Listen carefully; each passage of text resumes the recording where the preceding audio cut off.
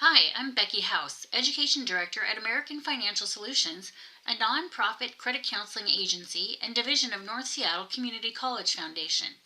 Today we're going to talk about the CARES Act and the potential end of the mortgage forbearance period due to COVID-19. For many people, the month of February 2021 will mark the end of their mortgage forbearance under the CARES Act. This leaves many questions about how to manage missed payments and what will happen if someone cannot pay those accumulated amounts. Before we dive deeper into the options, it's important to understand the difference between the loan servicer and the loan guarantor. The servicer is the company who manages the loan and performs other services in connection with the mortgage. The homeowner makes payments to the servicer. The second is the government agency insuring the mortgage. These are called government-sponsored enterprises-backed mortgages. For instance, FHA, VA, USDA, Fannie Mae, and Freddie Mac are all examples. They essentially make the rules about how mortgages they insure should be handled. Loans backed by these GSEs have special protections under the CARES Act. As a homeowner, it's important to reach out to the servicer before the forbearance period ends. In most cases, the loan servicer, again the company the payments are made to, will also reach out at least 30 days before the end of the forbearance. The goal is to help people decide on the best method of resolving the missed payments. Homeowners who received a forbearance under the CARES Act and have mortgages backed by a GSE are not required to repay their skipped payments in a lump sum once the forbearance period ends. Typically, there are a few ways borrowers can make up their missed payments, and those depend on the type of loan that they have. In general, there are 4 options: a repayment plan, a deferral or a partial claim, modification, or a reinstatement. A repayment plan can be helpful for someone who can make extra payments. Say the mortgage is normally $1,000 and the person missed 2 months of payments, so they owe a past due amount of $2,000. A repayment plan may have them make payments of $1,500 for 4 months, and then the payments will return to normal. A deferral or a partial claim may be an option for someone who can resume regular payments but cannot afford to increase their payments. These options will either move the missed payments to the end of the loan or put them into a junior lien repayable when the owner refinances the home, sells the home, or terminates their mortgage. A modification might be right for someone who can no longer afford to make their regular mortgage payment. The payment can be reduced to an affordable amount, and the missed payments will be added to the amount owed. While this can make the loan more affordable, it will most likely extend the length of the loan. Finally, a reinstatement or a lump sum payment might be an option for someone who can repay the missed payments all at once. For most loans, servicers cannot require a borrower to pay a lump sum. If that is the only option offered, press the servicer for alternatives. Just as forbearance may differ between the federally backed agencies or entities, so does the repayment of the forbearances. The following information from the Consumer Financial Protection Bureau provides some of the specific repayment options offered by each agency. Fannie Mae or Freddie Mac. Homeowners with mortgages owned or guaranteed by Fannie Mae or Freddie Mac may be eligible for different repayment options following the forbearance. Fannie Mae and Freddie Mac do not require a lump sum payment at the end of the forbearance. If you are unable to pay your missed payments all at once and can afford to pay a higher monthly mortgage payment for a period of time, you may be eligible for a repayment plan which allows you to repay past due amounts over a period of time. If you can afford to resume your regular monthly mortgage payment, you may be eligible for a payment deferral, which puts your missed mortgage payments into a payment due at the sale or the refinancing of your home or at the end of the loan.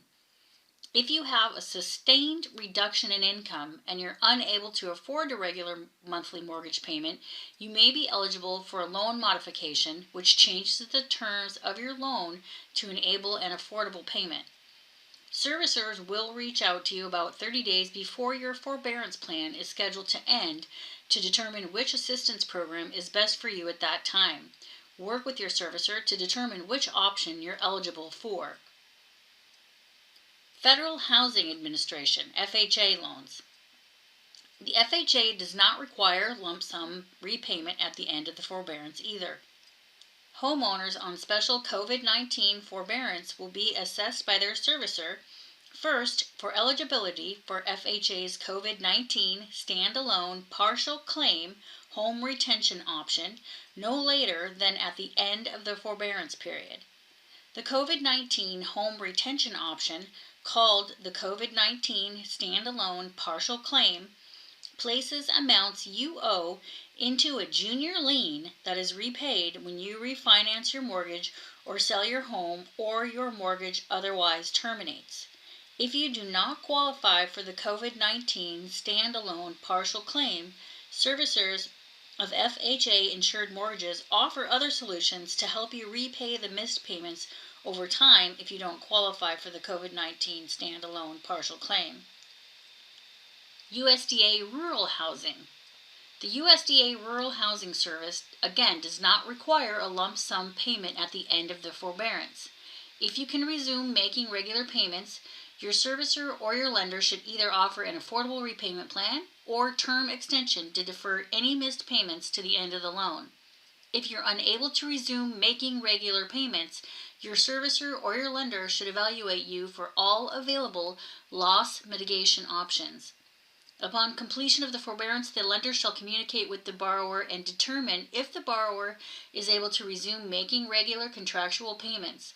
If so, the lender shall offer the borrower a written repayment plan to resolve any amount due or, at the borrower's request, extend the loan term for a period that is at least the length of the forbearance. This means if you were in a forbearance for 3 months, the length of your loan could be extended for an additional 3 months.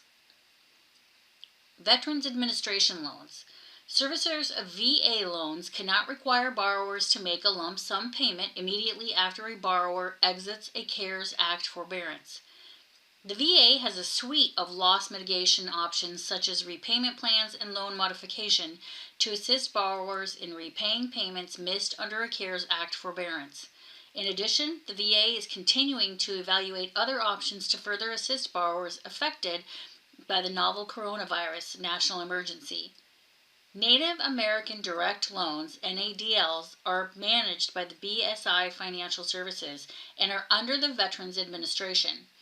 NADL borrowers can request a forbearance plan by contacting the BSI Default Resolution Team. For additional information, visit the VA's website where you'll find a list of frequently asked CARES Act questions.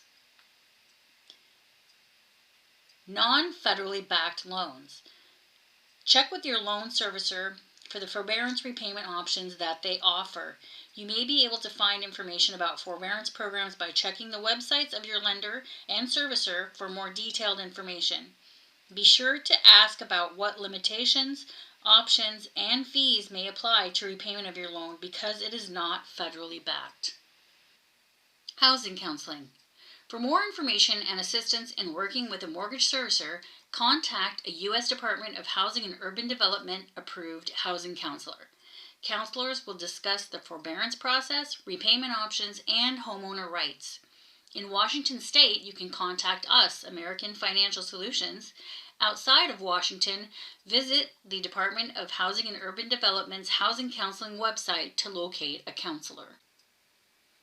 We hope this information is helpful, as your success is our success.